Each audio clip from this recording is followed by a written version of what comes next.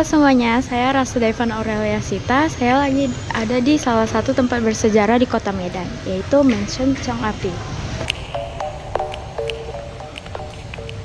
Terdapat banyak cerita sejarah di Indonesia yang cukup unik. Hal ini terlihat pada bangunan bersejarah Indonesia yang sangat beragam dan memiliki cerita yang menakjubkan. Bangunan bersejarah tersebut banyak dijadikan sebagai tempat wisata yang wajib dikunjungi saat datang ke kota-kota di Indonesia, serta Kota Medan yang memiliki beberapa tempat atau bangunan tua bersejarah. Salah satunya adalah Rumah Chong Api.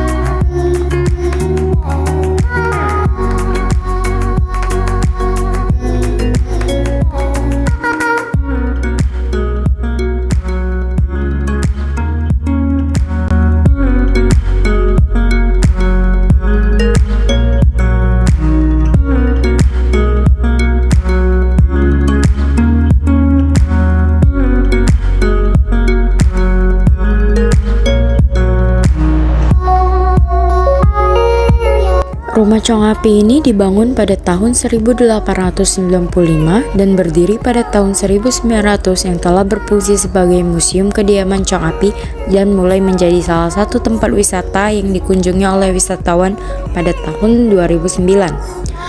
Meskipun sudah berusia ratusan tahun, bangunan ini masih kokoh. Pada pintu utama rumah ini terdapat tulisan aksara kanji. Pada dinding rumah dipenuhi foto-foto Chong Api dan keluarganya, serta dokumen-dokumen masa lalu yang menggambarkan potongan-potongan sejarah Kota Medan.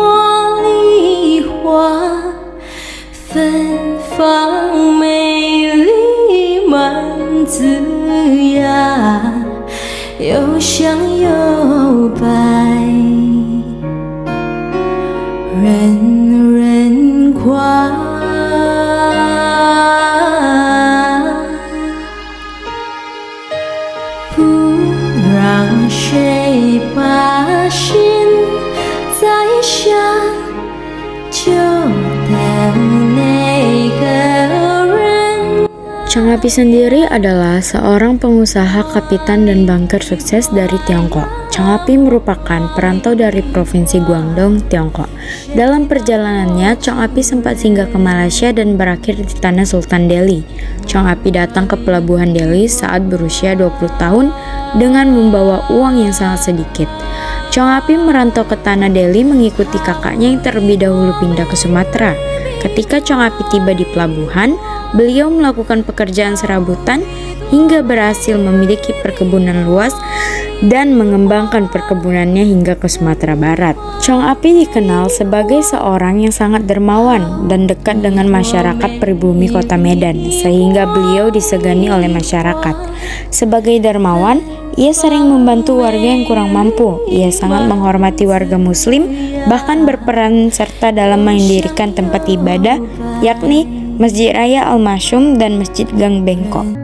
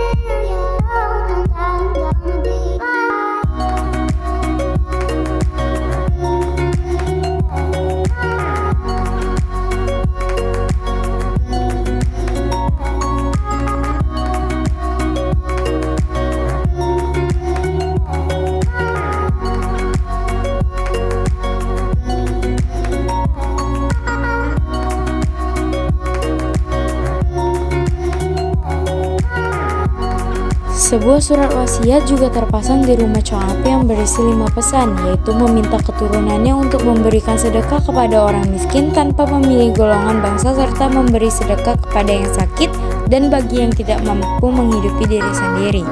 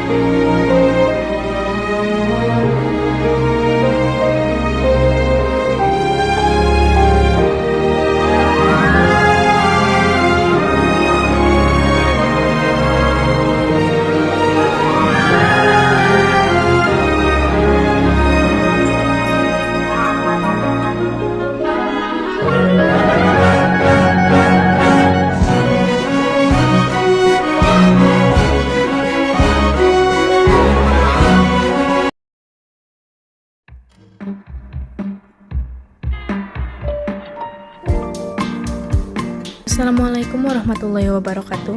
Nama aku Raya Galis Azahra dan saat ini aku lagi ada di Museum Negeri Sumatera Utara.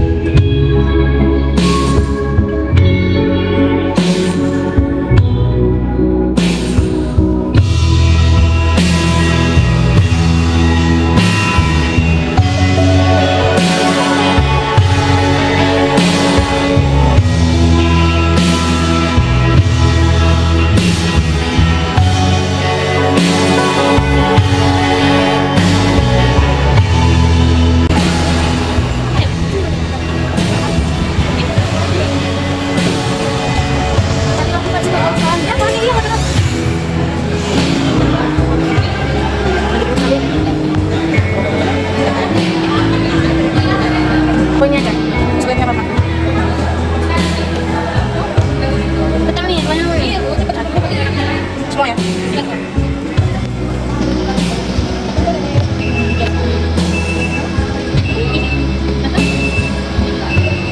Bawa habis ini sih. Ya.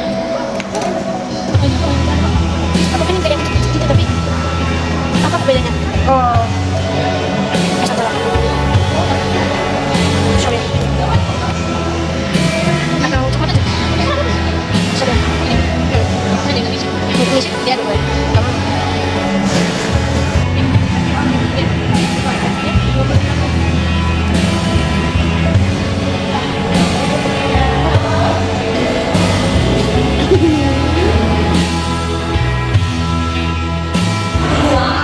Nanti di akhir-akhirnya aku mau naruhin kita ngomong. Ini literally nggak tahu di mana guys. Pasti gue ngomongin dia deh. Ini nggak tahu ini topikku mau. Ketekuk mau.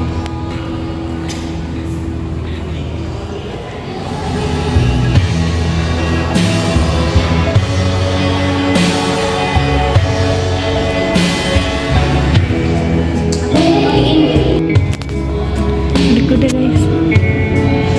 Udah.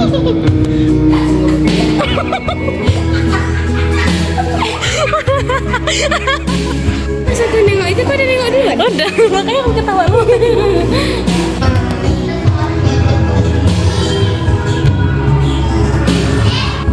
Masih ini gila. Uci itu apa? Kau sumpah nggak tahu POC apa, baca lah. Ini Hubungannya, iya perdagangan. yang kita dia ngambil dari kita tapi kita nggak digaji kan, kita yang kerja kan. Coba tanya kakak itu kak, POC tahu. X-nya diganti K. Perahu. Apa namanya? Solu. Solu. Kata-katanya itu loh penjelasannya. Masih nomornya. Masih tinggalan tuh. Ini apa? Proklamasi? Ya, kayaknya. Enggak, bukan udah. Sini bodoh ya sini. Sebelah sini, sebelah sini. Sebelah sini banget kalap.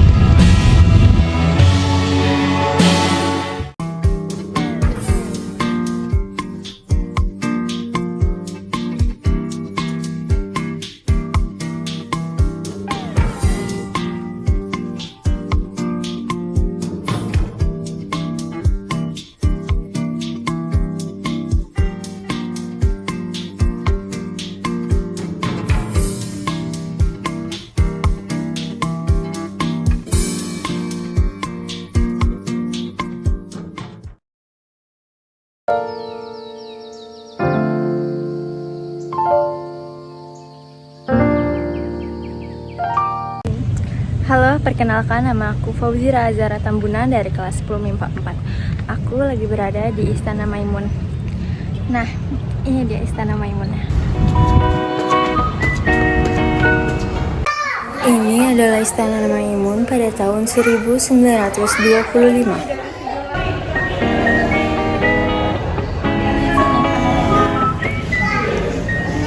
Itu Kris Bantara.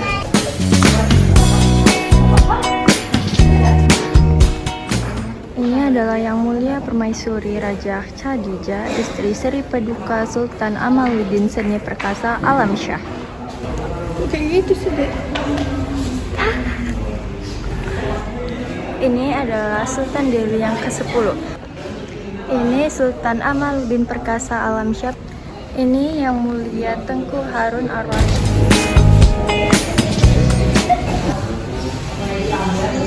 Ini Masjid Raya zaman dahulu, di zaman VOC. Itu tadi ada tentara Belandanya. Enggak sih. Nah, ini bantuan Rumah Budaya Nusantara dari Kemendikbud 2013. Ini alat musik zaman dulu, zaman Belanda kali ya.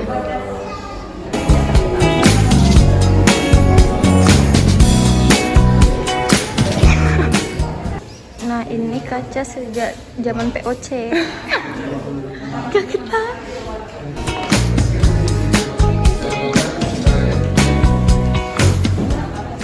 Istana Puri terakhir ditempati tahun 1946 dan hancur di masa tragedi revolusi sosial.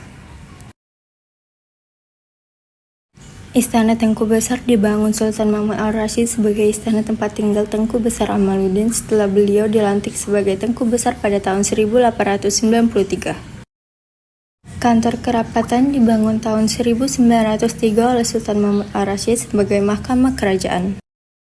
Kantor Kerapatan dibangun tahun 1913 tepat di depan Istana Maimun. Kantor yang baru ini dibangun untuk menggantikan kantor Kerapatan yang lama.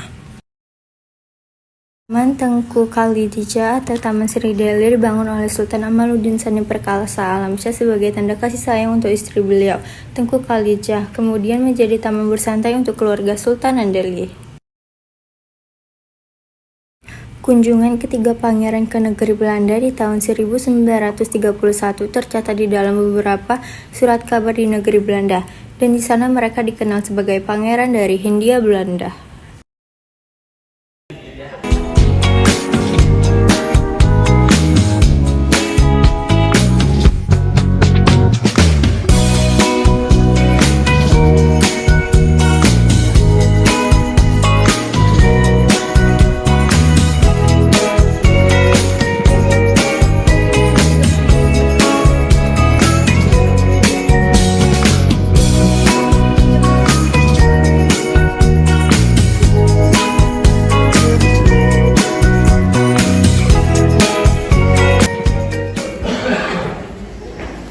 Ini kacanya udah zaman 1500-an. 1500 untuk tahun. Ini pintu.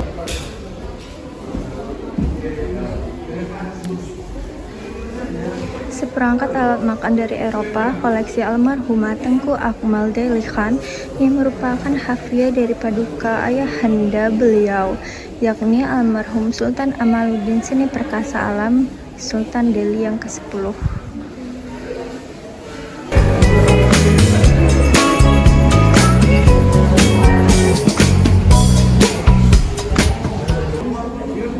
Seri Paduka Sultan Amaluddin Seni Perkasa Alamsyah bersemayam di ruangan Balairung Seri Utama Istana Maimun.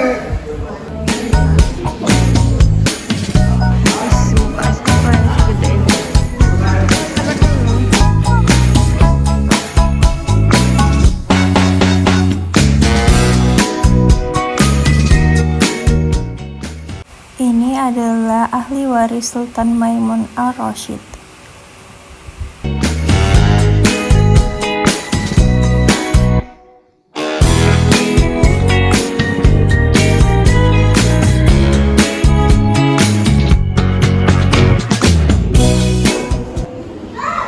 Ini Sultan Delhi yang ke-11, Seri Paduka Sultan Osman Al-Sani Perkasa Alam. Menjabat dari sekitar 1945 sampai 1967.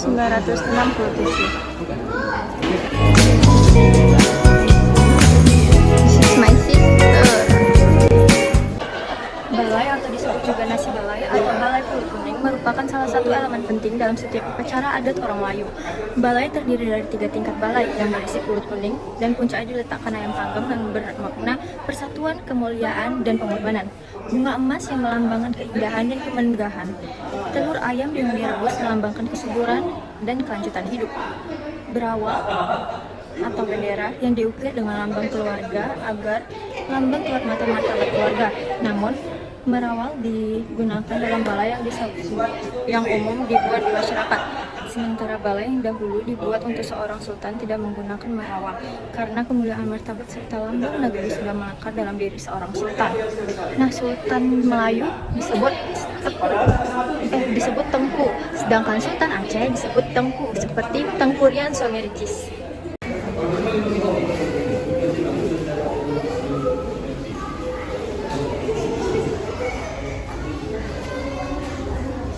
Upacara Sunat Rasul Putri Sultan Delhi.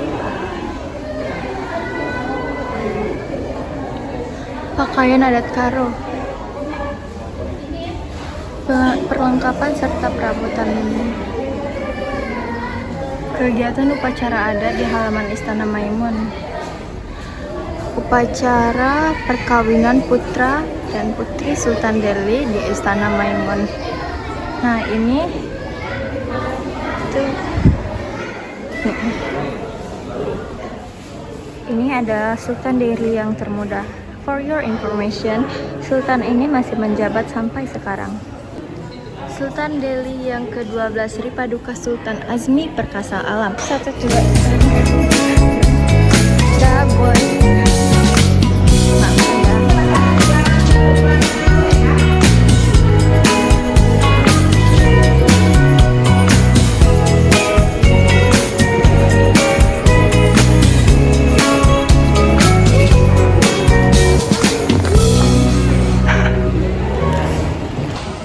Masuk untuk ke Istana Maimun itu hanya Rp10.000. Nah, ini tuh lapangannya. Itu nanti kita ke sana. Awas gak dimasukin. Iya.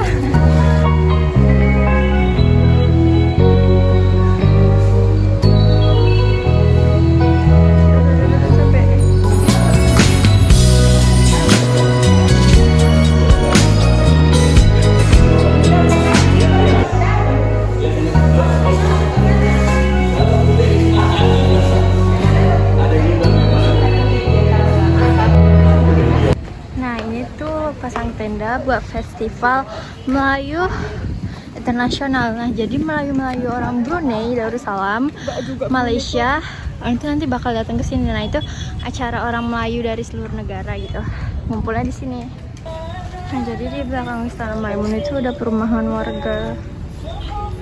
Berapa Pak? Capek, jadi minum dulu deh.